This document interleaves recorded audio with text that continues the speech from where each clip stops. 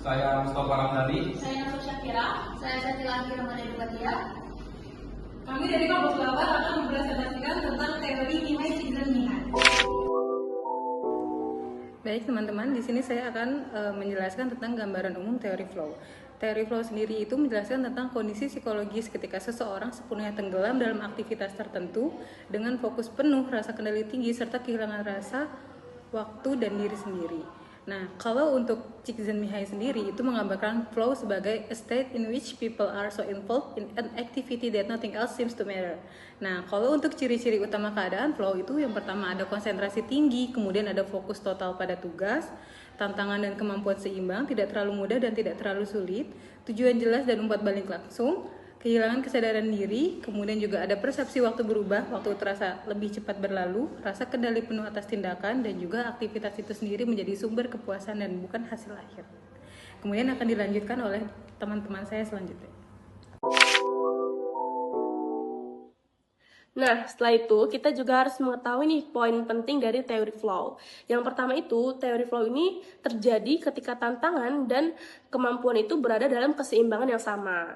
Lalu flow itu, yang kedua, flow itu meningkatkan performa, kreativitas, dan kesejahteraan psikologis. Yang ketiga, aktivitas yang memunculkan flow itu bersifat intrinsik, bukan eksternal. Keempat, flow ini dapat muncul di berbagai bidang di bidang pekerjaan, dari seni, lalu dari olahraga, bahkan dalam relasi sosial pun flow ini juga bisa mempengaruhi teman-teman. Setelah itu akan lanjutkan teman saya. Oke, saya akan menjelaskan aspek yang mempengaruhi flow. Itu ada tantangan dan kemampuan pribadi atau skill versus challenge balance. Terus ada fokus dan perhatian penuh, lingkungan kondusif atau minim distraksi, jelas tujuannya. Umpan baik cepat, contohnya langsung tahu hasil dan tindakan. Intrinsik, karena suka bukan karena imbalan. Suasana, emosi positif dan keterlibatan aktif. Di sini saya akan memaparkan apa saja kekuatan dari teori flow. Poin pertama, mendorong produktivitas dan kreativitas tinggi. Lalu yang kedua, meningkatkan kesehatan mental dan kebahagiaan sejati.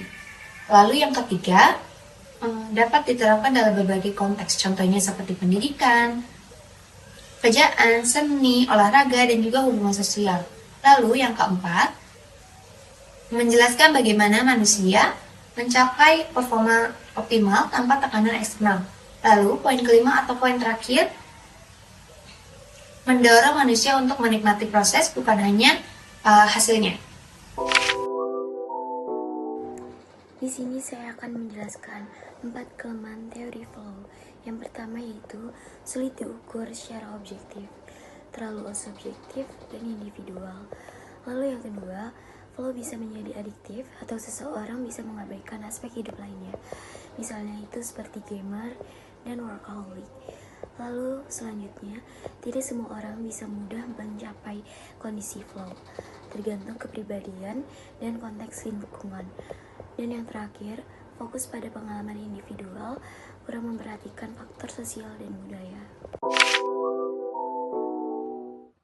Oke teman-teman, karena tadi kita sudah mengetahui nih kekuatannya dan kelemahan dari teori flow. Di sini saya akan menjelaskan tentang cara kita atau pengaplikasian teori flow ini dalam kehidupan sehari-hari. Contohnya yang pertama itu dalam bidang pendidikan nih, karena kita di dunia pendidikan juga, masuk kuliah. Jadi dalam dunia pendidikan biasanya teori flow ini digunakan untuk meningkatkan minat dan motivasi belajar siswa. Contohnya, siswa itu sedang mengerjakan proyek sains yang menantang dan sesuai minatnya. Karena sesuai minatnya, jadi dia tuh serius dan lupa dengan waktu yang sudah berjalan. Jadi tiba-tiba tuh udah sore atau udah malam. Lalu yang kedua itu dalam pekerjaan nih, misalnya dalam dunia pekerjaan, flow ini biasanya membantu pokoknya saat karyawan mencapai performa tinggi dan kepuasan kerja. Contohnya, seorang desainer grafis ini merasa sangat fokus dan menikmati saat dia mendesain logo dari kliennya, sehingga dia lupa waktu, tiba-tiba udah sore atau tiba-tiba udah malam.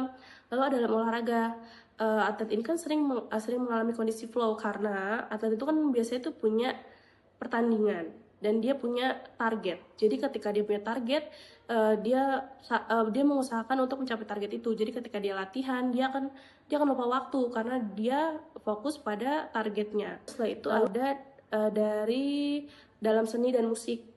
Dalam seni dan musik ini, flow ini biasanya membantu seniman dan musisi masuk ke dalam zona kreatif mereka. Jadi di mana ide dan ekspresi itu mengalir begitu saja. Contohnya, seorang penulis ini sangat larut dalam menulis lagu misalnya. Jadi karena dia saking menikmati dia menulis lagu, jadi dia lupa udah jam berapa, tiba-tiba udah sore atau tiba-tiba udah malam. Lalu setelah itu ada dalam kehidupan kita sehari-hari nih. Jadi flow ini juga berperan penting nih dalam kegiatan kita sehari-hari, seperti kita memasak, membaca, menulis, berolahraga, pokoknya dalam kehidupan sehari-hari. Contohnya kalau dalam kehidupan sehari-hari ini, contohnya kalau misalnya kita nih lagi menulis blog pribadi atau misalnya lagi nulis dear diary lah tentang kegiatan kita hari itu, biasanya kan kita suka lupa waktu karena saking kita menikmati kita menulis pada saat itu. Baik teman-teman, setelah kita mendengarkan semua presentasi dari teman-teman saya, di sini saya akan menjelaskan kesimpulan dari teori flow atau teori yang dikemukakan oleh Mihai Csikszentmihalyi. Kesimpulannya, teori flow dari Mihai Csikszentmihalyi ini menjelaskan bahwa kebahagiaan sejati muncul saat seseorang terlibat sepenuhnya dalam aktivitas yang menantang, namun sesuai dengan kemampuannya. Dalam keadaan ini, individu merasakan fokus penuh, kepuasan, kemudian kenikmatan intrinsik. Flow juga membantu meningkatkan motivasi, kreativitas, dan kesejahteraan, sehingga penting diterapkan dalam belajar, bekerja, dan kehidupan sehari-hari. Seperti itu teman-teman. Sekian dari kelompok kami. Wabillahi taufiq wal hidayah. Wassalamualaikum Assalamualaikum warahmatullahi wabarakatuh.